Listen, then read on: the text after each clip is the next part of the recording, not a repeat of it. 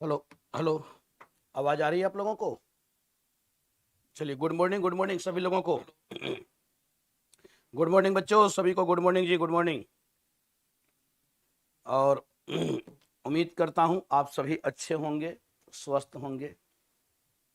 और जैसा कि बच्चों हम लोग यहाँ पे जो देख रहे हैं, तो जैसा कि बच्चों हम लोग यहाँ पे जो देख पा रहे हैं, हम लोगों ने चर्चा किया था कि मिडाइवल इंडिया के स्टार्ट हम लोग, यानी अब सल्तनत की ओर हम लोग आगे बढ़ेंगे। और प्राचीन भारत को बहुत अच्छे से किया गया। सारे सेक्शन को, कोई भी ऐसा टॉपिक नहीं हुआ जिसको हम लोगों ने छोड़ा है। तकरीबन सारे सेक्शन जो इंपॉर्टेंट हो सकते थे या जहां से प्रश्न पूछा जा सकता था, उन सभी को हम लोगों ने जरूर किसी न किसी रूप में देखा है। यहां तक कि मैंने जो देखा कि इधर जो लेटेस्ट जो ट्रेंड चल रहा है यूपीएससी में, जैसे 800 से 1200 ईस्वी, चाहे उत्तर भारत हो या दक्षिण भारत हो, इधर कंटिन्यू प्रश्न पूछे जा रहे हैं। चाहे वह राजपूत काल हो या फिर दक्षिण भारत में आप देखें तो पल्लव हो गए, चोल हो गए, विजयनगर साम्राज्य। अभी तो विजयनगर हम लोग देखेंगे, लेकिन उधर पल्लव, चोल, राष्ट्रकूट, इनके विषय में हमेशा से प्रश्न इधर पूछा जा रहा है। संगम साहित्य पे भी प्रश्न पूछा जा रहा है। और 800 से 1200 ईस्वी के जो कुछ प्रमुख राजवंश हैं, जैसे आप देखो गुर्जर प्रतिहार हैं, चंदेल हैं, चौहान हैं, परमार हैं, पाल हैं, तो इन सब से भी कंटिन्यू प्रश्न इधर पूछा जा रहा है, ट्रेंड में है। तो इससे भी हम लोगों ने देखा ही है। और आप लोगों ने बहुत अच्छे तरीके से इन सारे सेक्शन से भी अच्छे आंसर आप लोगों ने दिया। वॉइस थोड़ा स्लो है क्या? ऐसा है क्या बच्चों? वॉइस स्लो है क्या? आप लोगों को स्लो आवाज आवाज कम आ रही है क्या आप लोगों को? एक बार थोड़ा कमेंट सेक्शन में आप लोग लिखकर बता दें। तो ऐसा नहीं है ना किसी के साथ? बिल्कुल सही, क्लियर है। तो थोड़ा बेटा आप तेज कर लो उसे, है ना। साउंड प्रॉब्लम है क्या? आवाज कम आ रही है क्या? मुझे नहीं लगता है कि आवाज का कोई इशू हमारे यहाँ इधर से है। थोड़ा कम आ रही है वॉइस, ऐसा ऐसा है। एक बार मैं भी चेक कर लूं। ऐसा तो नहीं होना चाहिए कि ऐसा है। नहीं बेटा, ऐसा नहीं है। थोड़ा मोबाइल वोबाइल को ठीक करो भाई, मोबाइल को थोड़ा अपना ठीक रखो। ऐसा नहीं है, आवाज बिल्कुल, हमारी आवाज भी बुलंद है, ठीक है। कभी आवाज हमारी कम पड़ी नहीं। और अभी तो स्टार्ट ही, अभी तो शाम तक अगर कोई बोले तो मैं मान भी सकता हूं, शाम वाली सबसे लास्ट क्लास में, कि थोड़ी आवाज कम आ रही। अभी तो बस स्टार्ट ही हुई है। 8 से 8 मैं भी चल रहा हूं आप ही लोग के साथ, ठीक है। चलिए, तो आज हम लोग यहाँ पे बच्चों जो देखने वाले हैं, अब चैप्टर एट ए ग्लांस में क्या है। एक तो हम लोग देखें कंक्वेस्ट ऑफ सिंध, सिंध का विजय। और इसमें हम लोग देखेंगे कि किस प्रकार से महमूद गजनी, मोहम्मद गौरी, और फिर कुछ अन्य प्रमुख जो लड़ाइयां हो रही हैं, कैसे भारत में इस्लाम का आगमन हो रहा है, किस प्रकार से आक्रमण हो रहा है, कौन कौन से लिटरेचर हैं जो इसके विषय में हमें जानकारी प्रदान करते हैं। कुछ महत्वपूर्ण शासकों को भी हम लोग देखेंगे, कुछ प्रमुख लड़ाइयों को भी हम लोग देखेंगे, चाहे वह आपको रार का युद्ध हो या फिर आपको तराइन का युद्ध हो। तो इन सब के संदर्भ में भी हम लोग देखेंगे, कुछ महत्वपूर्ण लिटरेचर को भी देखेंगे, कुछ महत्वपूर्ण पर्सनालिटीज को भी देखेंगे। तो अरब आक्रमण है, फिर आपको तुर्क आक्रमण है, तो इन सबको हम लोग यहाँ पे बच्चों आज देखने वाले हैं, ठीक है। चलिए, तो आप लोग तैयार हैं आज के सेशन के लिए, आज के प्रश्न के लिए? तो आपके सामने अब यह पहला प्रश्न है, सिंध की विजय का साहित्यिक सबूत कहां से मिल रहा है? Literary evidence of conquest of Sindh is evident from. Sindh विजय का सबूत हमें कहां से मिल रहा है? जल्दी से आप लोग बताएंगे, कमेंट सेक्शन में आंसर आप सभी बताएंगे। जल्दी से बच्चों आप लोग कमेंट सेक्शन में आंसर बताएं कि इसका सही आंसर क्या है। सिंध विजय का हमारे पास क्या साहित्यिक साक्ष्य है जो यह बतलाता है कि अरब आक्रमण होता है सबसे पहले सिंध के ऊपर? क्योंकि हम लोग देखते भी हैं कि सबसे पहले सिंध के ऊपर अरब आक्रमण होता है 712 ईस्वी में। अरब आक्रमण होता है मोहम्मद बिन कासिम के नेतृत्व में। अब इसकी जानकारी हमें कहां से मिलती है? कौन सा हमारे पास साहित्य है? चचनामा, किताबुल हिंद, इकबाल नामा और हसनत उल आरिफीन। अब यह कौन हमें जानकारी दे रहा है? सिंध विजय की, सिंध विजय की जानकारी। सिंध विजय की जानकारी कौन दे रहा है? जिसमें यह पता चलता है कि सिंध को जीता गया मोहम्मद बिन कासिम के द्वारा। यह कौन सा साहित्य है? तो बच्चों आप देखो कि इसमें सही आंसर जो है वह सही आंसर है चचनामा। अब चचनामा यह बहुत महत्वपूर्ण है, बहुत महत्वपूर्ण है। अच्छा, चचनामा यह अगर नाम से देखो तो यह इसका अर्थ होता है चाच की कहानी, चाच की कहानी। अब इसमें हुआ क्या था? तो चाच यहाँ का शासक था, सिंध का शासक था चाच, यह ब्राह्मण था। इसके पहले हम लोग देखते हैं कि क्या हुआ। इसके पहले हम लोग देखते हैं कि जो सिंध का शासक चाच था यह था ब्राह्मण। और इसमें हुआ क्या बच्चों कि इसने सत्ता को हड़पा था, सत्ता को इसने हड़पा था। यहाँ की जनता जो थी वह जनता आपको मेड़ थी, मेड़ यहाँ की जनता यानी अधिकांश जो लोग जो थे वह जाट थे, मेड़ थे, ठीक है। तो ये लोग यहाँ पे प्रजा में थे। अब इसने सत्ता को हड़पा था तो लोगों का सहयोग इसको मिल नहीं पा रहा था। और यही चचनामा हमें अरब आक्रमण के सिंध विजय की जानकारी प्रदान करता है। इसी का बेटा, चाच का बेटा होता है दाहिर, जो लड़ते हुए वीरगति को प्राप्त करता है। अब यह आप देखो तो चचनामा क्या है, यह आपको लिखा गया था अरब में, अरबी भाषा में। अब यहां पे आपसे दो तीन चीजें पूछा जाता है, बहुत इंपॉर्टेंट है, इसको जरूर आप लोग नोट कर लेना, बहुत इंपॉर्टेंट है। अब आप देखो तो सबसे पहले इसका अरबी अनुवाद, अरबी भाषा में यह लिखा गया था और अरबी से फारसी अनुवाद जो किया जा रहा है, अरबी से इसका फारसी अनुवाद जो किया जा रहा है चचनामा का, क्योंकि यह लिखा गया था किस भाषा में? यह लिखा गया था अरबी भाषा में। अब अरबी से फारसी अनुवाद किसके द्वारा किया जा रहा है? तो पहला इसका अनुवाद किया जा रहा है अरबी से फारसी अबू बकर कुफी, अबू बकर कुफी, अबू बकर कुफी के द्वारा इसका फारसी अनुवाद किया जाता है अरबी से फारसी में। इसके बाद आप देखो तो फारसी से अंग्रेजी अनुवाद भी इसका होता है, बहुत इंपॉर्टेंट लिटरेचर है। और फारसी से अंग्रेजी अनुवाद जो होता है वह करते हैं मिर्जा गालिब बेग। अब इसका फारसी से अंग्रेजी अनुवाद, फारसी से अंग्रेजी अनुवाद किसने किया? इस तरीके से आपको दिया जाएगा प्रश्न भी। तो फारसी से अंग्रेजी अनुवाद किसने किया? तो फारसी से अंग्रेजी अनुवाद दो लोगों ने किया। एक आपको मिर्जा गालिब बेग ने किया, मिर्जा गालिब बेग, मिर्जा गालिब बेग, मिर्जा गालिब बेग, इसने आपको इस चचनामा का फारसी से अंग्रेजी भाषा में अनुवाद किया। और दूसरा अनुवाद करता है एक ब्रिटिश हैं और वह है इलियट, इलियट। तो दो लोगों ने फारसी से अंग्रेजी अनुवाद किया और एक व्यक्ति ने अरबी से फारसी अनुवाद किया, अबू बकर कुफी। तो यह आपको चचनामा बहुत इंपॉर्टेंट लिटरेचर है, ठीक है। अब ऐसे नाम याद नहीं होते तो बेटा याद तो रखना पड़ेगा, ठीक है। हाँ, ऐसे नाम तो आपको याद रखना पड़ेगा। तो चचनामा, सिंध विजय की साहित्यिक सबूत कौन दे रहा है? चचनामा, चचनामा। नेक्स्ट आते हैं हम लोग अगले प्रश्न की ओर। सिंध पर अरब आक्रमण का तात्कालिक कारण क्या था? The immediate causes of the Arab invention of Sindh was समुद्री लुटेरे द्वारा अरब जहाजों की लूट, looting of 8 Arab ship by pirates. Sindh के शासक ने इनकार कर दिया इस्लाम स्वीकार करने से। Ruler of Sindh refuse to accept Islam. Sindh के शासक ने खलीफा का अपमान किया। Ruler of Sindh disrespected Khalifa. अमीरों ने अरबों को सिंध पर आक्रमण करने के लिए आमंत्रित किया। Nobles invited Arabs to invade Sindh. अब इसमें से कौन सही ऑप्शन होगा? कौन सही ऑप्शन होगा?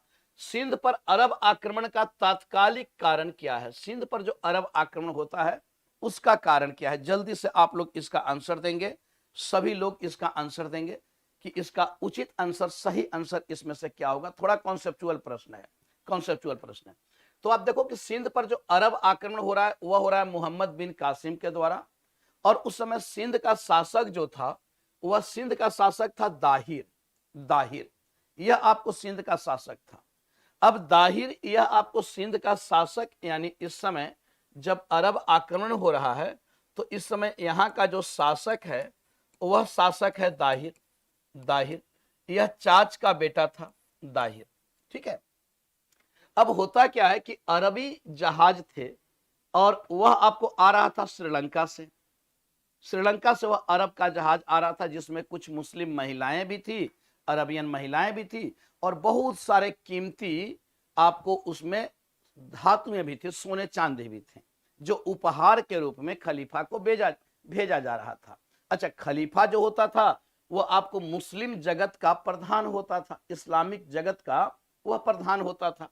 तो यहाँ पे आपको खलीफा को कुछ उपहार भेजा जा रहा था और वह जहाज के माध्यम से आ रहा था, लेकिन उस जहाज को आपको लूट लिया जाता है समुद्री लुटेरों के द्वारा।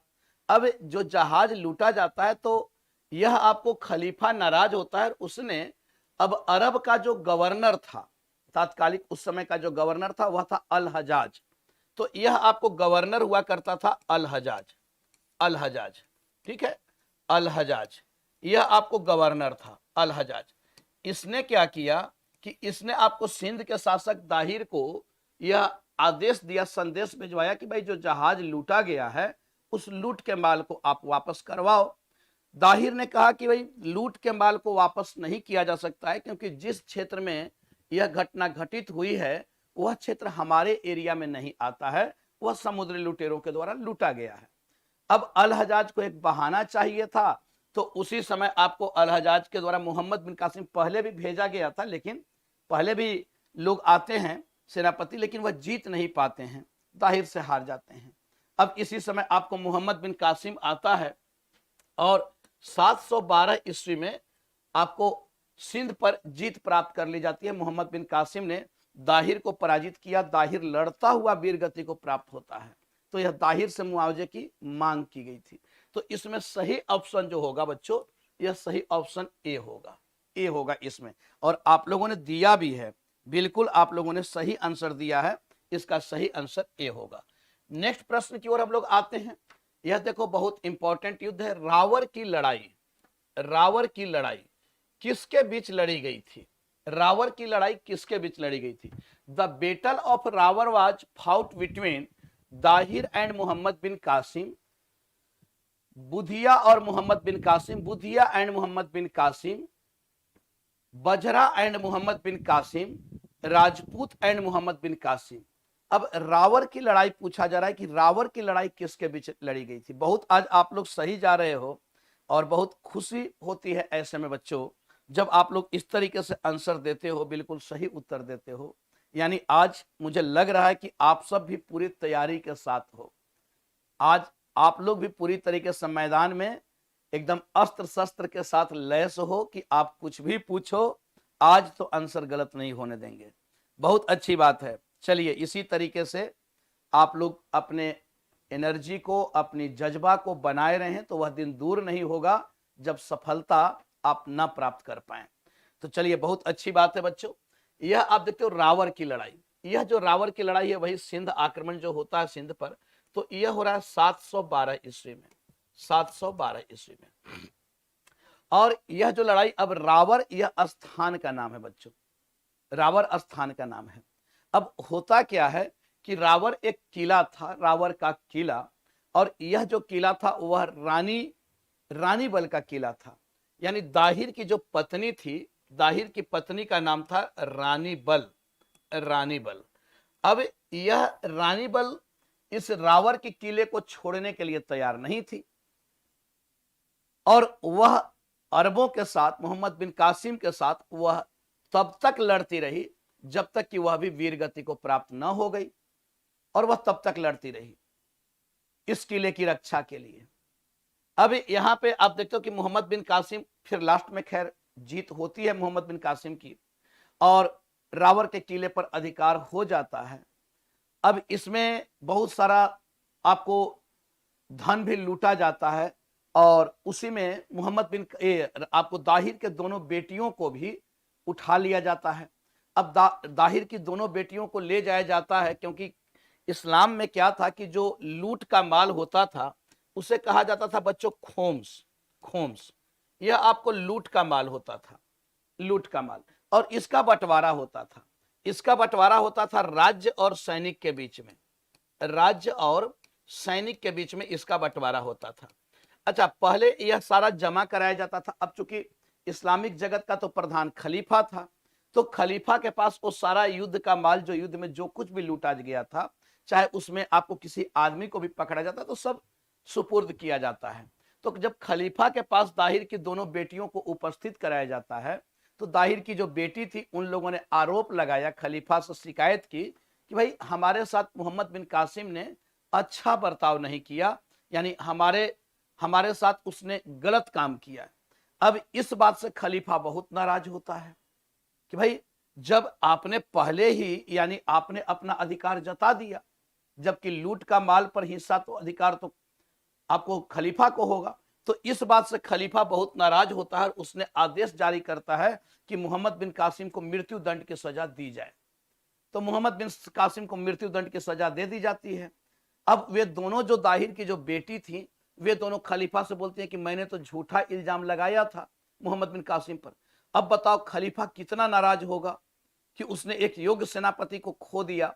तो खलीफा ने तुरंत आदेश जारी किया कि इन दोनों लड़कियों को घोड़े के पूंछ में बांधो और तब तक इनको घसीटो जब तक इनकी मौत ना हो जाए।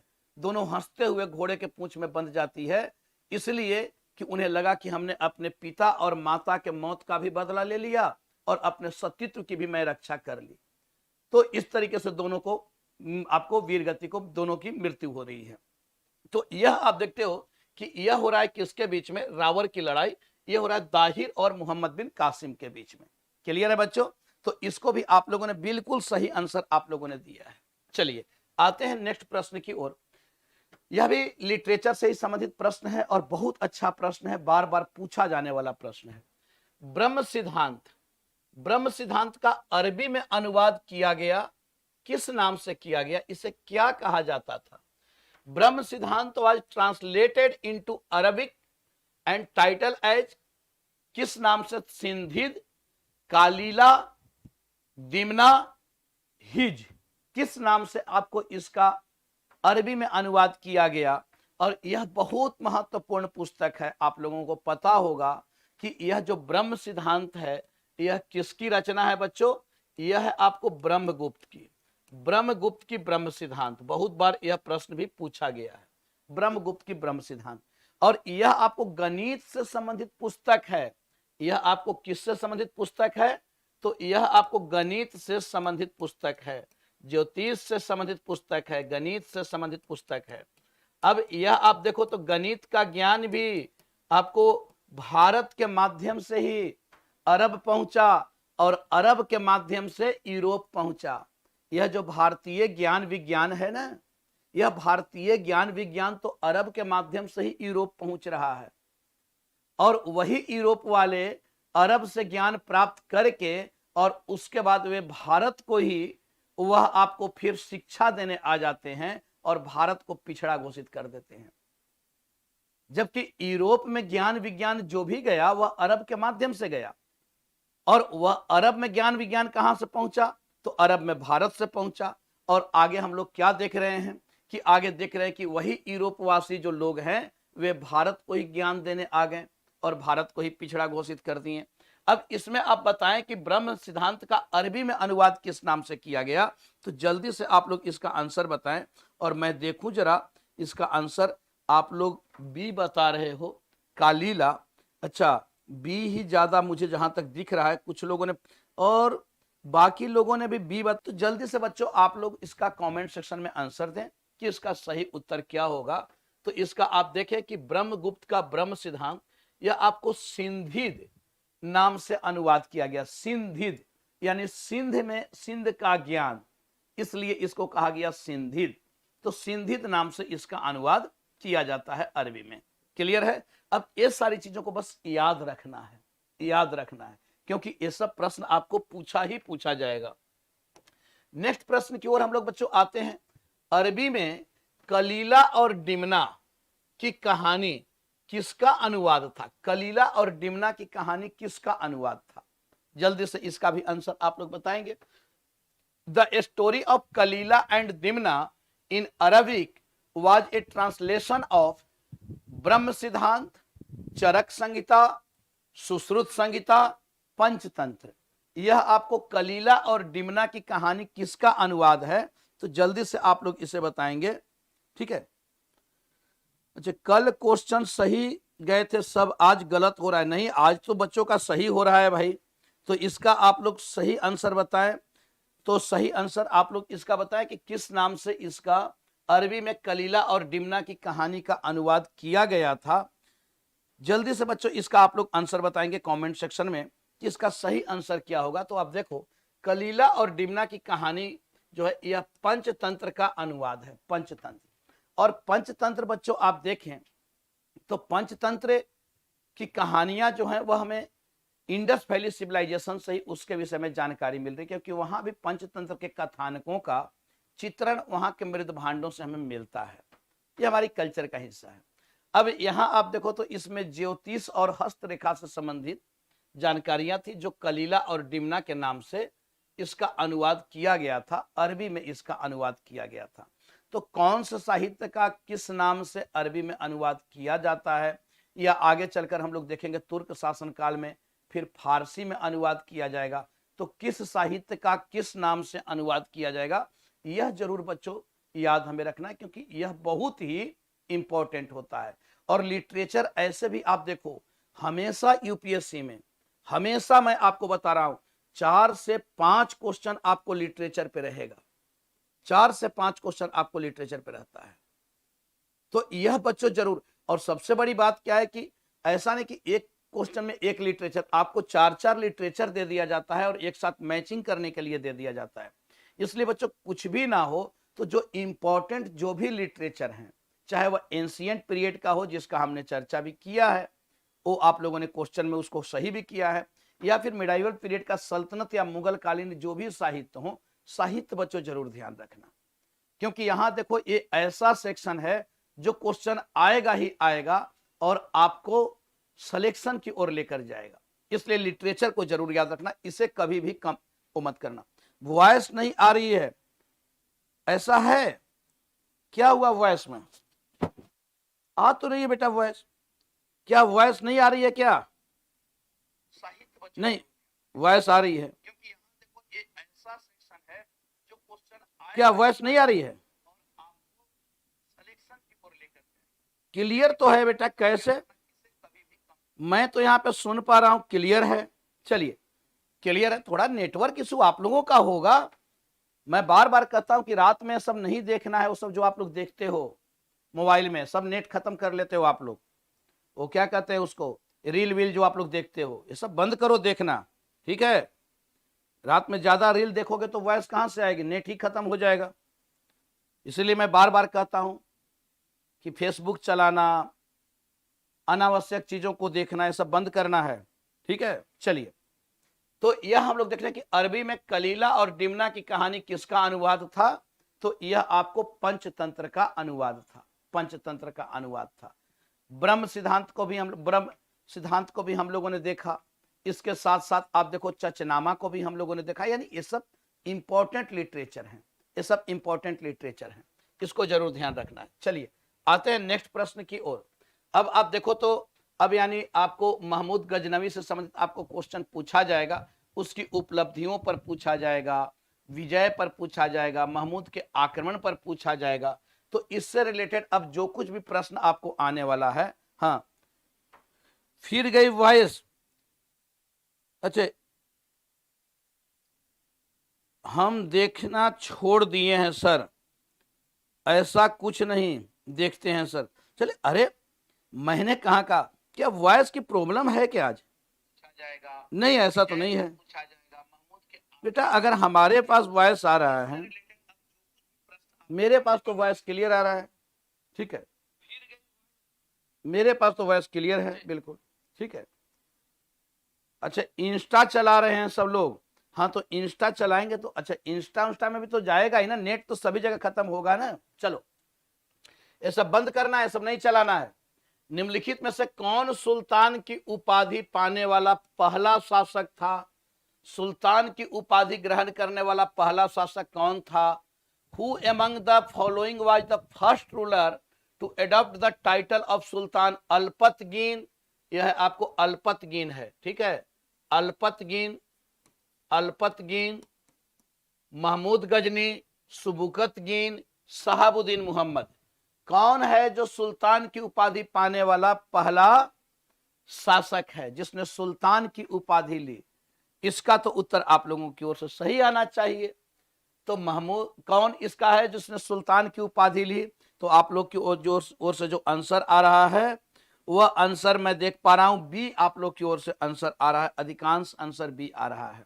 तो चलिए इसमें देखते हैं कि सुल्तान की उपाधि ग्रहण करने वाला पहला शासक कौन है।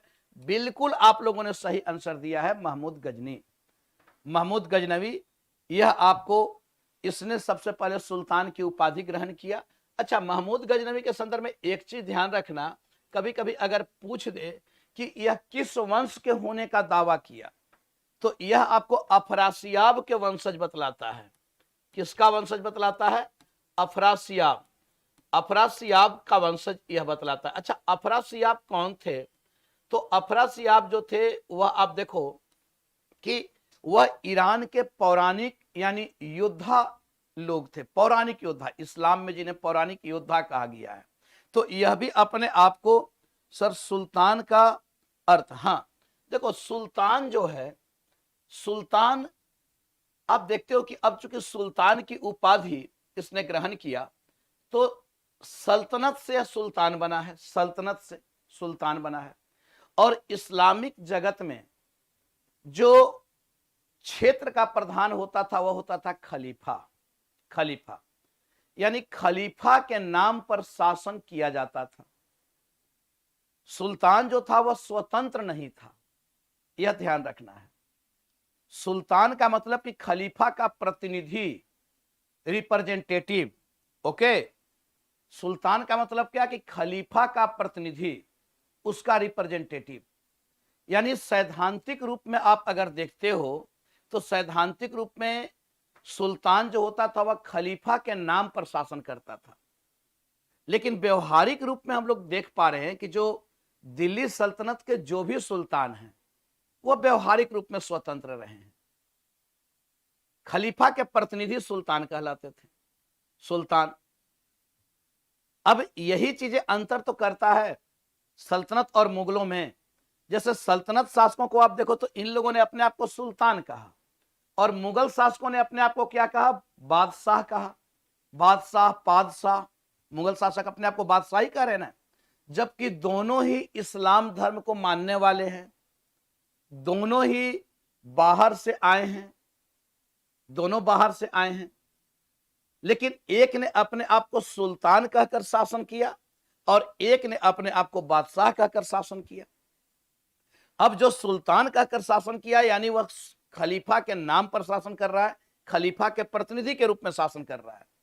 लेकिन मुगलों ने आपको खलीफा के प्रतिनिधि के रूप में शासन नहीं किया, स्वतंत्र रूप में शासन किया। ऐसे दिल्ली सल्तनत के भी जो भी सुल्तान रहे हैं आप देखो तो व्यवहार में वह स्वतंत्र रहे हैं, लेकिन सिद्धांत में सैद्धांतिक तौर पर वह खलीफा के प्रतिनिधि ही माने जाते थे और खलीफा के नाम पर शासन करते थे। इसलिए आप देखते हो कि जब भी कोई सुल्तान फंसता था, जब भी कोई सुल्तान फंसता था तो वह तुरंत खलीफा से अपनी स्वीकृति लिया करता था। जैसे कि आप देखते हो कि जब इल्तुतमिश, अब इल्तुतमिश जब सुल्तान बना तो इल्तुतमिश को उसको विरोध किया जा रहा है उसके ही अमीरों के द्वारा, यलदौज और कुबाचा के द्वारा इल्तुतमिश का विरोध किया जा रहा है, क्योंकि यलदौज और कुबाचा जो थे वह आपको मोहम्मद गौरी के दास थे और इल्तुतमिश भी मोहम्मद गौरी का दास था। तो उसका विरोध किया जाता है यलदौज और कुबाचा के द्वारा इल्तुतमिश का। तो इल्तुतमिश लास्ट में खलीफा से मान्याभिषेक प्राप्त कर रहा है ना। उसी प्रकार आप देखते हो अलाउद्दीन खिलजी, जब अलाउद्दीन खिलजी सत्ता पर आता है तो उसने चूंकि अपने चाचा और अपने ससुर यानी उस समय के सुल्तान की हत्या करके वह सत्ता पर आता है, तो उसने भी खलीफा से स्वीकृति प्राप्त की, उसने भी खलीफा से स्वीकृति प्राप्त की।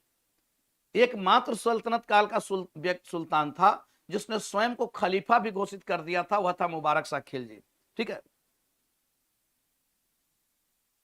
अच्छा, मुगलों को कायर कहा जाता है, क्या यह सही? कायर किसने मुगलों को कह दिया भाई? अच्छा सर, इतना नॉलेज कैसे, थोड़ा दिमाग मुझे भी दे दो सर, आपके जैसा दिमाग हो जाए। बेटा अगर ये देना होता ना तो मैं कब का आप लोग को दे दिया होता, एग्जाम के दिन तो जरूर दे दिया होता। लेकिन यही एक ऐसी चीज है जिसको नहीं दिया जा सकता है ना। अब अगर ऐसा देना होता तो मैं एग्जाम के दिन जरूर देता। और फिर बहुत सारे बच्चे थे जो सारे टीचर को पकड़ते कि आज भर के लिए आप अपना दिमाग दो मुझे। यही चीजें तो है जो नहीं दी जा सकती है। और इसमें कुछ भी नहीं है बेटा, ऐसा नहीं है कि मैं कोई पैदाइशी ये सारी चीजें याद रही हैं। मेहनत करते जाओ, पढ़ते जाओ। एक बार जब भी आप किसी चीज से किसी से भी मिलते हो तो आपको क्या उसका नाम भी याद रह पाता है, लेकिन जब बार बार उससे मिलते हो तो फिर आपको सब कुछ उसके विषय में आप जानने लगते हो। तो ऐसे ही रिवीजन में भी है कि आप बार बार उन चीजों को देखो, टाइमली देखो, टाइमली देखो।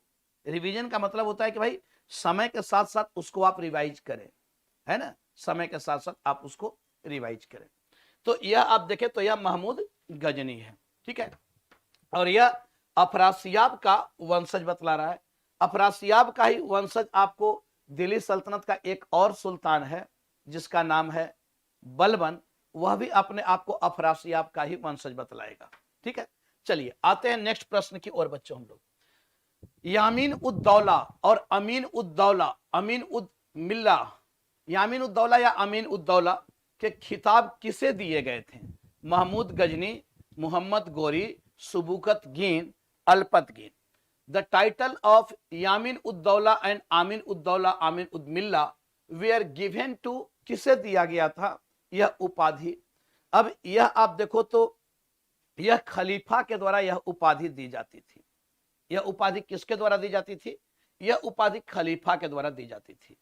अब यह उपाधि दी किसे गई? महमूद गजनवी को, मोहम्मद गौरी को, सुबुकतगीन को या अलपतगीन को? जल्दी से आप लोग बताएंगे इसका सही आंसर, जल्दी से इसका आंसर दे। अब यामीन उद्दौला, यह तो जरूर याद रखना बच्चों, यामीन उद्दौला और अमीन उद्मिल्ला, यह उपाधि खलीफा के द्वारा दी गई थी। किसे दी गई थी? यह महमूद गजनवी को दी गई थी। महमूद गजनवी देखो भारत पर निरंतर आक्रमण करता है और भारत से जो भी धन वन प्राप्त हो रहा है उससे वह आपको अपने क्षेत्र में लगा रहा है, अपने क्षेत्र में लगा रहा है, वहां पे आपको इमारतों को बनवा रहा है, उससे अपने क्षेत्र को विकसित कर रहा है। तो यह जो उपाधि दी गई थी महमूद गजनवी को दी गई थी, यह आपको अब कभी अगर यह पूछ दे कि महमूद गजनवी को यामीन उद्दौला की उपाधि किस खलीफा ने दी थी, तो कादिर बिल्ला ने दी थी। इस समय जो खलीफा था बच्चों, वह किस खलीफा ने इस उपाधि को दी थी? तो खलीफा था आपको कादिर बिल्ला, कादिर बिल्ला। कादिर बिल्ला ने महमूद गजनवी को यह उपाधि दी थी, कादिर बिल्ला, ठीक है। कादिर बिल्ला ने यह उपाधि महमूद गजनवी को दी थी। तो ये सब तो फैक्चुअल प्रश्न है और ऐसे प्रश्न को तो याद रखना पड़ेगा। चलिए नेक्स्ट प्रश्न की ओर बच्चों हम लोग आते हैं। अब यह है, निम्नलिखित कथनों पर विचार करें। महमूद का प्रारंभिक हमला हिंदू शाही शासकों के विरुद्ध था। Mahmud initial raid were against Hindu Shahi rulers. Hindu Shahi शासकों की राजधानी देवल थी। Capital of Hindu Shahi rulers was Deval. अब इसमें से सही आंसर कौन सा होगा, जल्दी से आप बतलाएंगे, जल्दी से आप इसका बतलाएंगे। थोड़ा सा सावधानी से, थोड़ी सावधानी हटी कि दुर्घटना घटी। मैं बार बार कहता हूं कि बिल्कुल सावधानी से हर एक चीज को सुनना है। महमूद का प्रारंभिक हमला हिंदू शाही शासकों के विरुद्ध था, पहला स्टेटमेंट है कि महमूद का प्रारंभिक हमला हिंदू शाही शासकों के विरुद्ध था। दूसरा है कि हिंदू शाही शासकों की राजधानी देवल थी। सही आंसर इसमें से क्या होगा? अब देखो महमूद गजनवी का जो पहला हमला होता है वह बिल्कुल सही है, वह हिंदू शाही शासकों के खिलाफ होता है। जो हिंदू शाही शासक थे उनके विरुद्ध आपको होता है महमूद का पहला आक्रमण। और उस समय हिंदू शाही शासक कौन था? यह था जयपाल, जयपाल। तो जयपाल के विरुद्ध पहला आक्रमण होता है महमूद गजनवी ने। महमूद गजनवी ने टोटल 17 आक्रमण किया था और इसका अंतिम आक्रमण था 1027 ईस्वी। ऐसे 10,025 में इसने जो आक्रमण किया था वह आपको किया था गुजरात में सोमनाथ पर। वह उसका 15वां आक्रमण था सोमनाथ पर। अब क्या हिंदू शाही शासकों की राजधानी देवल थी क्या? देवल तो राजधानी नहीं थी। देवल कहां से राजधानी थी? हिंदू शाही शासकों की राजधानी थी वयहिंद। वयहिंद जिसे उद्भंद भी कहा गया, इनकी राजधानी वयहिंद थी ना बच्चों। यह तो आप लोग हर जगह पढ़ते होंगे कि इनकी राजधानी वयहिंद वयहिंद थी। वयहिंद इनकी राजधानी। उद्भंद भी इसे कहा जाता है, वयहिंद या उद्भंद। उद्भंद यह आपको पेशावर में है। यह कहां है? पेशावर। अगर कभी यह पूछ दे कि वयहिंद कहां है तो यह है आपको पेशावर। पेशावर। और पेशावर कहां है यह तो आप जान ही रहे हो, पेशावर। अब यह आप देखो तो क्या इसका सेकंड स्टेटमेंट सही है? जब भी ऐसे अगर राजधानी उजधानी आए तो थोड़ा सा उसको सोचना है, रुकना है। देखो मैं यहां पे सिर्फ प्रश्न ही नहीं बता रहा हूं, मैं प्रश्न को सही करने का एक तरीका भी बता रहा हूं कि जब भी ऐसे प्रश्न आए ना तो थोड़ा उसको रुको राजधानी उजधानी पे कि क्या वह राजधानी सही बता रहा है या गलत बता रहा है। तो इस तरीके से इसका सही आंसर केवल एक होगा। महमूद का पहला आक्रमण आपको हिंदू शाही शासकों के विरुद्ध होता है और उस समय आपको यहाँ का शासक था जयपाल। जयपाल। और यह पहला आक्रमण होता है 1001 ईस्वी में। ठीक है, यह आक्रमण 1001 ईस्वी में होता है। चलिए नेक्स्ट आते हैं, वयहिंद की पहली लड़ाई किसके बीच लड़ी गई थी? आनंदपाल और महमूद गजनी के बीच, महमूद गजनी एवं जयपाल के बीच। First battle of Waihind was fought between Anandpal और महमूद गजनी, महमूद गजनी एवं जयपाल। भीमदेव प्रथम और महमूद गजनी, महेंद्र पाल और महमूद गजनी, किनके बीच लड़ी गई थी? ठीक है, किनके बीच लड़ी गई थी? जल्दी से आप लोग इसका आंसर बताएंगे, जल्दी से आंसर बताएंगे। कुछ लोग आप लोग बात करने में ही लगे रहते हो, बेटा इसको देखना है क्वेश्चन को, क्योंकि वैसे में क्या होगा ना कि फिर आप गलत कर दोगे, माइंड कहीं और फिर चला जाएगा। तो यहां पे हमें प्रश्न को देखना है ना, थोड़ा एग्जाम में आप किसी से बात कर करके करोगे क्या? क्वेश्चन पे ध्यान देना है, मैं आप लोगों के लिए बोल रहा हूं। तो वयहिंद की पहली लड़ाई किसके बीच लड़ी गई थी? जल्दी से आप लोग बताएंगे कि वयहिंद की पहली लड़ाई आनंदपाल और महमूद गजनी, महमूद गजनी और जयपाल, भीमदेव प्रथम और महमूद गजनी, महेंद्र पाल और महमूद गजनी, किन के बीच लड़ी गई है? तो यहां हम लोग देखते हैं कि यह आपको लड़ी जा रही वयहिंद की पहली लड़ाई। वयहिंद की पहली लड़ाई, यह आपको पहली लड़ाई लड़ी जा रही है। यह आपको हाँ किसके बीच लड़ी जा रही है? जल्दी से आप लोग बताएंगे। बी सही है, बी सही है, बी सही है। महमूद गजनी और आनंदपाल के बीच में। क्लियर हो? बिल्कुल सही। अभी इसका हमने चर्चा किया था, अभी अभी हमने चर्चा किया था ना कि महमूद गजनी और जयपाल के बीच में। और यह पहली लड़ाई कब लड़ी जा रही है? 1001 ईस्वी में। 1001 ईस्वी में यह आपको पेशावर के पास होता है। और दूसरी लड़ाई लड़ी जाती है 1008 ईस्वी में। दूसरी जो लड़ाई लड़ी जाएगी वह 1008 ईस्वी में लड़ी जाएगी। वह आपको जयपाल का बेटा है आनंदपाल, और आनंदपाल और महमूद गजनी के बीच में लड़ा जाएगा। इसमें जयपाल पराजित होता है, इसमें जयपाल पराजित हो जाता है। यह जो पहली जो लड़ाई वयहिंद की जो लड़ाई है, तो वयहिंद में दो लड़ाइयां लड़ी गई, एक 1001 में और एक 1008 में। यहां जो लड़ाई लड़ी जा रही है वह आपको 1008 में लड़ी जा रही है, आनंदपाल और महमूद गजनी के बीच में, और जयपाल का ही बेटा है आनंदपाल। तो इसमें सही आंसर बिल्कुल आप लोगों ने सही किया है, यह बिल्कुल सही है। ठीक है, यह आपको सही आंसर आप लोगों ने दिया है, यानी बी इसका सही उत्तर है। चलिए नेक्स्ट आते हैं हम लोग। किताब उल यामिनी के लेखक थे, बहुत इंपॉर्टेंट क्वेश्चन है और बार बार पूछे जाने वाला क्वेश्चन है।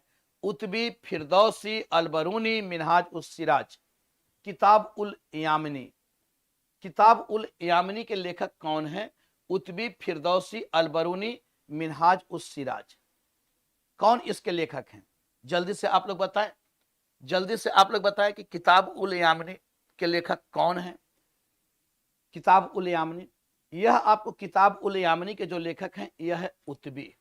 उतबी किताब उल यामिनी या तारीख यामिनी भी इसे कहा जाता है। तारीख ए यामिनी, इसे ही कहा जा रहा है क्या? तारीख ए यामिनी, तारीख ए यामिनी। ये सब आपको याद रखना है। क्लियर है? अलबरूनी को आप देखते हो तो अलबरूनी, इसने भी आपको एक रचना की, और बैहाकी, इसने भी, ये अलबरूनी, उतबी, बैहाकी, ये सब जो हैं, ये सब किसके दरबार में थे? किसके दरबार में थे? ये सब महमूद गजनवी के, महमूद गजनवी के। बैहाकी भी, उतबी भी और अलबरूनी भी। तो इस तरीके से आप देखते हो अलबरूनी की भी एक बहुत महत्वपूर्ण रचना है, अलबरूनी की भी एक बहुत फेमस रचना है। अब चूंकि वह प्रश्न अभी आगे आएगा, इसलिए मैं इसका आंसर अभी नहीं बता रहा हूं, अलबरूनी की रचना, क्योंकि उससे रिलेटेड भी प्रश्न आपको आएगा। तो यह याद रखना है कि उतबी, किताब उल यामिनी के लेखक, क्योंकि ये सब प्रश्न पूछा गया प्रश्न है। आते हैं अगला प्रश्न। भारत में अलबरूनी के अवलोकन के संबंध में निम्नलिखित कथनों पर विचार करें और गलत कथन चुनें। Consider the following statement regarding Alberuni's observation in India, observation in India and choose the incorrect statement. अब देखो, अलबरूनी भारत आता है, और भारत आता है तो फिर वह भारत ही रह जाता है लंबे वर्ष तक। फिर भारत में उसने भारतीय भाषाओं को सीखा, भारतीय धर्म ग्रंथों का अध्ययन किया अलबरूनी। अब उसने क्या कहा भारत को लेकर, उसका क्या ऑब्जर्वेशन है? अब उन्होंने हिंदुओं को मलेच्छ के रूप में संबोधित करके उनकी आलोचना की। ठीक है? उनके अनुसार हिंदू समाज में विधवा पुनर्विवाह का प्रचलन था, हिंदू समाज में विधवा पुनर्विवाह का प्रचलन था। न्याय प्रशासन उदार और मानवीय था, न्याय प्रशासन भारत में उदार और मानवीय था। क्योंकि अलबरूनी बहुत सारी चीजों को बतलाता है, अलबरूनी आता है तो बहुत सारी चीजों का उसने एक्सप्लेन किया है, उसने एक्सप्लेन किया है। अब इसमें से गलत कथनों का चयन करें, कौन सा इसमें से गलत है। उसने हिंदुओं को मलेच्छ के रूप में संबोधित करके उनकी आलोचना की। उनके अनुसार हिंदू समाज में विधवा पुनर्विवाह का प्रचलन था। न्याय प्रशासन उदार और मानवीय था। इसमें से कौन सा सही आंसर होगा, कौन सा होगा? जल्दी से आप लोग इसका आंसर बताएं। थोड़ा कॉन्सेप्चुअल प्रश्न है, कॉन्सेप्चुअल प्रश्न है कि उसने हिंदुओं को मलेच्छ के रूप में संबोधित करके उनकी आलोचना की। अब देखो, अलबरूनी कहता है कि जो अब इन्होंने, जैसे मुस्लिमों ने क्या किया, तो जो मुस्लिम लोग भारत जब आए तो इन्होंने आपको मलेच्छ इन्हें नहीं कहा, मलेच्छ हिंदुओं ने मुस्लिमों को कहा। बल्कि इसने क्या कहा, इसने मलेच्छ थोड़ा ही कहा। अलबरूनी ने क्या कहा हिंदुओं को? अलबरूनी ने हिंदुओं को मलेच्छ कहा था क्या? बल्कि हिंदुओं ने मलेच्छ कहा, काफिर कहा गया था, काफिर, विधर्मी। अब दोनों तरफ से शब्दबान चल रहा है। अलबरूनी कहता है कि भाई काफिर हो आप लोग, विधर्मी हो। हिंदू कह रहे कि मलेच्छ हो, अपवित्र हो, तुम हमारे धर्म संस्कृति को नहीं मानते हो। तो दो संस्कृतियों की लड़ाई है, दो संस्कृतियों की लड़ाई है। इस्लामिक संस्कृति और भारतीय संस्कृति, ये दोनों आपस में लड़ रहे हैं। अब अलबरूनी कहता है कि भारतीय जो है कुछ ज्यादा घमंडी हैं, भारतीय ज्यादा घमंडी हैं, इन्हें अपने ज्ञान विज्ञान पर बहुत घमंड है। और इसने इन लोगों को यानी कहा कि भाई भारतीय जो है वो अतिथि सत्कार भी नहीं जानते हैं, अतिथि सत्कार भी नहीं जानते हैं। तो यह कहीं ना कहीं गलत बातें बता रहा है अलबरूनी। जबकि अतिथि सत्कार आप देखें तो इसके पहले बहुत सारे लोग आते हैं, मेगास्थनीज आता है, वह भी विदेशी है, क्या उसको सम्मान भारत में नहीं मिला था क्या? इसके बाद आप देख रहे हो तो चाइनीज यात्री के रूप में फाहियान आ रहा है, वेन सांग आ रहा है, इत्सिंग आ रहा है, क्या उसको भारत में सम्मान नहीं मिला क्या? खूब भारतीयों ने सम्मान दिया। तो कैसे हम अतिथि सत्कार नहीं जानते? लेकिन अलबरूनी आया किसके साथ? वह ऐसे के साथ आया है जो भारतीय धर्म स्थलों को तोड़ फोड़ कर रहा है, नुकसान पहुंचा रहा है। तो इसलिए मलेच्छ कहा गया। तो यहां पे यह स्टेटमेंट गलत है। अब उसके अनुसार हिंदू समाज में विधवा पुनर्विवाह का प्रचलन था? नहीं, बल्कि यहां तो बाल विवाह हो रहा है और सती हो रही हैं, तो विधवा पुनर्विवाह कहां होता था, लेकिन प्रचलन नहीं था। तो यह भी आपको क्या हो जाएगा, यानी हाँ, नहीं, हिंदू समाज में विधवा पुनर्विवाह तो प्रचलन में रहा है, प्रचलन में था, विधवा पुनर्विवाह प्रचलन में था, ठीक है, ये तो ठीक है। न्याय प्रशासन उदार और मानवीय था। अब यह देखो, तो न्याय प्रशासन को लेकर, चूंकि न्याय प्रशासन यहाँ पे उदार, यह बतलाता है कि भारत में न्याय प्रशासन उदार नहीं था। यह बतला रहा है कि भारत में न्याय प्रशासन उदार नहीं था और मानवीय नहीं था। यहाँ पे आपको दिव्य परीक्षा ली जाती थी, वर्ण के अनुसार न्याय दिया जाता था। तो यहाँ न्याय प्रशासन को यह उदार नहीं बतलाता है, उदार नहीं बतलाता है। तो बिल्कुल इसमें से सही आंसर क्या हो जाएगा, तो न्याय प्रशासन उदार और मानवीय नहीं था। तो सही इसमें से क्या हो जाएगा कि गलत कथन कौन से हो जाएंगे, सी हो जाएगा, सी हो जाएगा, बिल्कुल सी। आप लोगों ने बिल्कुल सही इसका उत्तर दिया है। चलिए, बहुत बहुत धन्यवाद आप लोगों को कि आप लोग सही उत्तर दे रहे हो कॉन्सेप्चुअल प्रश्न को। चलिए आते हैं अगले प्रश्न की ओर। किताब उल हिंद के संबंध में निम्नलिखित कथनों पर विचार करें। किताब उल हिंद, यह पुस्तक फारसी भाषा में लिखी गई। Kitab ul Hind, consider the following statement regarding Kitab ul Hind. This book was written in Persian language. इस पुस्तक के लेखक मिनहाज उस सिराज थे। Author of this book was Minhaj us Siraj. Choose the correct option from the codes given below. नीचे दिए गए कोड में से सही विकल्प का चयन करें। जल्दी से बताएं आप लोग, जल्दी से बताएं कौन सा सही है। थोड़ा ध्यान पूर्वक बच्चों, अच्छे से आप लोग पहले क्वेश्चन को देखो। यह किताब उल हिंद, किताब उल हिंद अभी अभी हमने चर्चा किया है, जस्ट इसके पहले के प्रश्न में। अल-बरूनी, अल-बरूनी की रचना क्या है? अल-बरूनी की रचना किताब उल हिंद अल-बरूनी ने लिखा है। क्या आपको लग रहा है कि यह आपको किताब उल हिंद के लेखक मिनहाज सिराज थे? क्या मिनहाज सिराज थे? किताबुल हिंद अल-बरूनी की इतनी फेमस रचना है बच्चों, और कैसे आप लोग इसको गलत करोगे? ये तो अच्छी बात नहीं है, ये आप लोगों के लिए अच्छी बात नहीं है। इतनी फेमस बुक को अगर आप गलत कर रहे हो तो ये आप लोगों के लिए अच्छी बात नहीं है। देखो, अगर मैं कुछ बोलता हूं तो आपकी भलाई के लिए मैं बोल रहा हूं कि इतने अगर इंपॉर्टेंट बुक को आप गलत कर रहे हो तो ये फिर अच्छा संदेश नहीं है, अच्छा संदेश नहीं है। किताब उल हिंद अल-बरूनी की रचना है, कैसे इसको आपने सही कर दिया? यह आपको अल-बरूनी की रचना है, अल-बरूनी, अल-बरूनी की रचना है। क्या यह फारसी भाषा में लिखी गई है किताब उल हिंद? यह आपको अरबी भाषा में लिखी गई है, यह आपको अरबी भाषा में लिखी गई है। अल-बरूनी ने फारसी में नहीं लिखा, अरबी में लिखा है, अरबी में लिखा है। तो इसका कौन सा इसमें सही आंसर डी हो जाएगा ना। चलो, पहला हो सकता है आप मिस्टेक कर दो, लेकिन दूसरा तो मिस्टेक बच्चों नहीं होना चाहिए था, दूसरा नहीं होना चाहिए था। चलो आते हैं अगले प्रश्न की ओर। अब देखते हैं मोहम्मद गौरी के संदर्भ में, अब आ गए हम लोग सल्तनत की ओर, थोड़ा देखते हैं मोहम्मद गौरी के संदर्भ में। मोहम्मद गौरी के भारतीय आक्रमण के समय दिल्ली और अजमेर पर किसका शासन था? जिस समय मोहम्मद गौरी ने भारत पर आक्रमण किया उस समय दिल्ली और अजमेर पर किसका शासन था? जल्दी से आप लोग बताएंगे। तोमर, गजनवी, चौहान, स्वतंत्र राज्य थे। क्या स्थिति था दिल्ली और अजमेर में? किसका शासन उस समय था? जल्दी से आप लोग बताएंगे कि जिस समय मोहम्मद गौरी ने दिल्ली पर आक्रमण किया, मोहम्मद गौरी ने भारत पर आक्रमण किया, उस समय दिल्ली और अजमेर का शासक कौन था, या किस वंश का शासन था? किस वंश का शासन था? कम से कम यह तो सही होना चाहिए, यह तो सही होना चाहिए बच्चों कि मोहम्मद गौरी जब भारत पर आक्रमण करता है उस समय दिल्ली और अजमेर पर शासक, यानी कौन शासक था, किस वंश का शासक था, यह तो सही होना चाहिए ना।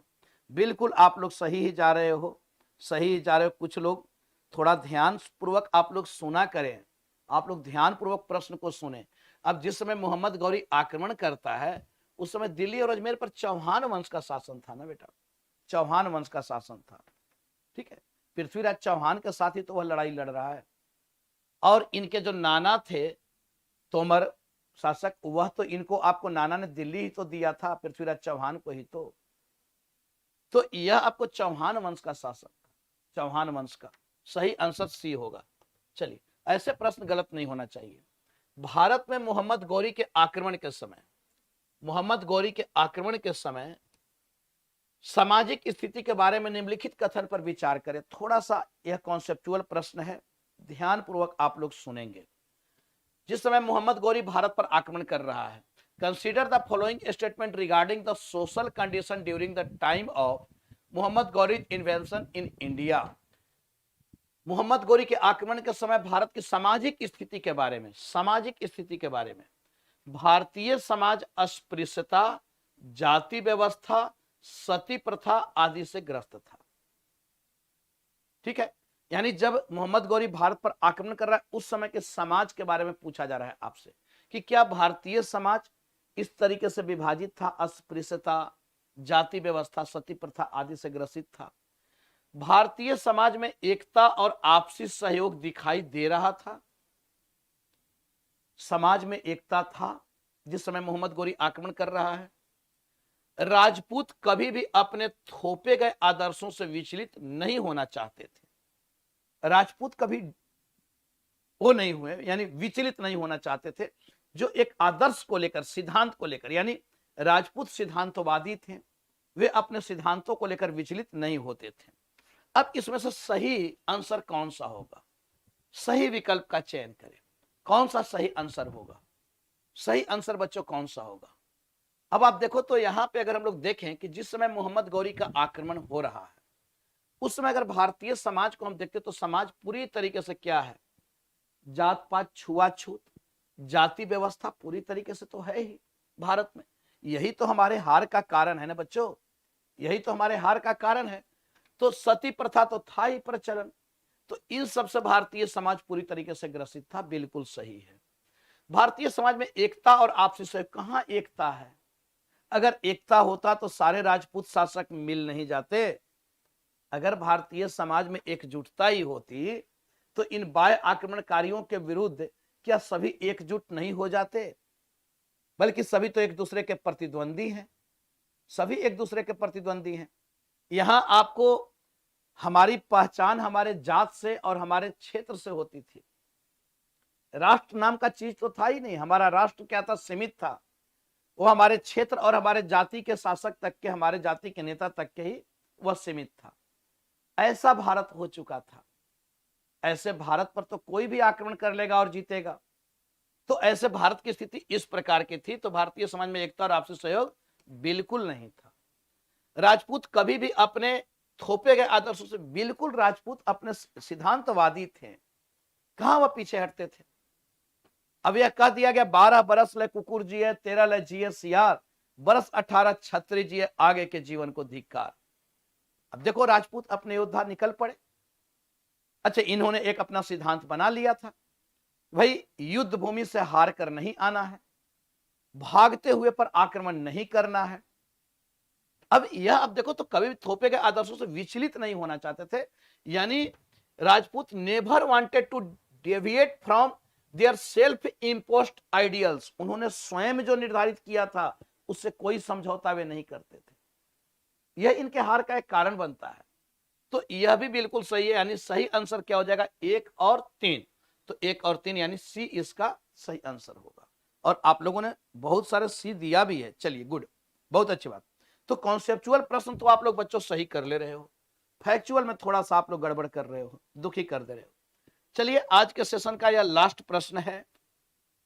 तराइन की दूसरी लड़ाई, तराइन की दूसरी लड़ाई के संबंध में निम्नलिखित कथनों पर विचार करें। तराइन की दूसरी लड़ाई, हिंदू राजा में से किसी ने भी पृथ्वीराज चौहान को मोहम्मद गौरी के खिलाफ मदद नहीं की। किसी ने भी none of the Hindu raja, none of the Hindu raja helped Prithviraj Chauhan against Mohammad Ghori. इस युद्ध में पृथ्वीराज चौहान की हार हुई थी। कौन सा इसमें से सही है? कौन सा इसमें से सही है? जल्दी से लास्ट प्रश्न है। ध्यान से प्रश्न को सुनना, उत्तर दे जाओगे। तराइन की दूसरी लड़ाई कब हो रही है? 1192। इसके पहले तराइन की प्रथम लड़ाई हुई थी, यह दूसरी लड़ाई हो रही है 1192। तराइन की प्रथम लड़ाई हुई थी 1191 और दूसरी लड़ाई लड़ी जा रही है 1192। अब इस दूसरी लड़ाई में हिंदू राजा में से किसी ने भी पृथ्वीराज चौहान का मदद नहीं किया क्या? किसी ने भी मदद नहीं किया पृथ्वीराज चौहान का, अकेले लड़ रहे थे। दूसरा है कि इस युद्ध में पृथ्वीराज चौहान की हार हुई थी। ध्यानपूर्वक मैं बार बार कर रहा हूं कि प्रश्न को ध्यानपूर्वक सुनना है, समझना है, ध्यानपूर्वक सुनना है। अब ऐसा नहीं था कि पृथ्वीराज चौहान को, अब क्या केवल जयचंद ही थोड़े ही थे, और तो छोटे मोटे जो राजपूत शासक थे उन लोगों ने तो मदद किया ही था, लेकिन फिर भी पृथ्वीराज चौहान की हार हो जा रही है, फिर भी पृथ्वीराज चौहान की हार हो जा रही है। जबकि मोहम्मद गौरी इसमें जीतता, इसके पहले पृथ्वीराज चौहान ने हराया था, इसके पहले मोहम्मद गौरी को पृथ्वीराज चौहान ने हराया था। तो किसी ने भी ऐसा नहीं था कि एक भी, बहुत छोटे छोटे थे शासक जिन लोगों ने समर्थन किया था, ठीक है। और इसमें पृथ्वीराज चौहान की हार हुई 1192 में तराइन के द्वितीय युद्ध में। तो इसका सही आंसर होगा ए, सही आंसर होगा ए, ठीक है। हाँ हाँ सॉरी, सही आंसर क्या होगा? सही आंसर होगा बी, सही आंसर होगा बी। केवल दो सही है, केवल दो सही, हाँ बिल्कुल सही, ठीक है, बिल्कुल सही। तो इस प्रकार से चलिए, आज के सेशन आप लोगों ने काफी अच्छे से किया है, अच्छे अच्छे प्रश्नों को आप लोगों ने सॉल्व भी किया है। अब कल जो हम लोग देखेंगे वह कल हम लोग देखेंगे सल्तनत काल के संदर्भ में जो महत्वपूर्ण सल्तनत शासक हैं, जो सल्तनत शासक हैं, और कुछ लिटरेचर भी वहां पे हम लोग देखेंगे, और कुछ आर्किटेक्चर भी हम लोग वहां पे देखेंगे, कुछ आर्किटेक्चर भी हम लोग देखेंगे। यानी कल सुल्तानों के संदर्भ में जो सल्तनत के जो शासक हैं, जैसे गुलाम वंश के हो गए या फिर आपको खिलजी वंश के हो गए, तो इन सब के संदर्भ में थोड़ा आप लोग उसको देखकर रिवीजन करके आप लोग आएंगे, ठीक है। चलिए, तो आज की क्लास को समाप्त किया जाए। आप सबों को बहुत बहुत धन्यवाद, थैंक यू सभी लोगों को। और आप लोग रिवीजन जरूर करें, पढ़े जरूर, और जो भी कुछ ऐसा एक्स्ट्रा इंफॉर्मेशन मिले उसको नोट जरूर करें, उसको नोट जरूर करें, और अपने आप को इवेलुएट करें, अपने आप को इवेलुएट करें कि कहां चूक हो रही है, कहां दिखते हैं, किस सेक्शन में। क्वेश्चन करने का यही सबसे बेहतर तरीका है। आप लोग खामखा केवल टेस्ट सीरीज ज्वाइन कर लेने से बेटा कुछ होता नहीं है कि आप टेस्ट सीरीज ज्वाइन कर लिए, वहां तो आपको आंसर दे दिया जा रहा है।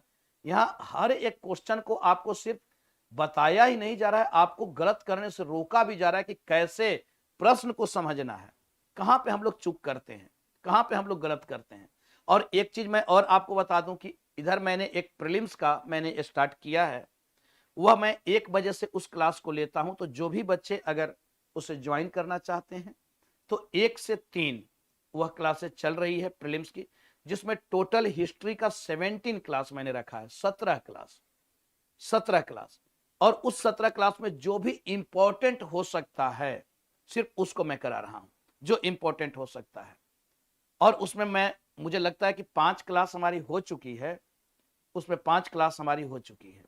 तो चलिए हम लोग मिलते हैं अगली क्लास में। अगर जिन्हें केवल हिस्ट्री से रिलेटेड केवल प्रीलिम्स को ध्यान में रखकर वो किया जा रहा है और वह आपको 1 से 3 है, तो जिसे भी करना हो या कोई आपके जानने वाले उनको अगर करना हो तो आप लोग उनको मैसेज दे देना, इसी ऐप पे आपको मिलेगा। चलिए, बहुत बहुत धन्यवाद, थैंक यू सभी को।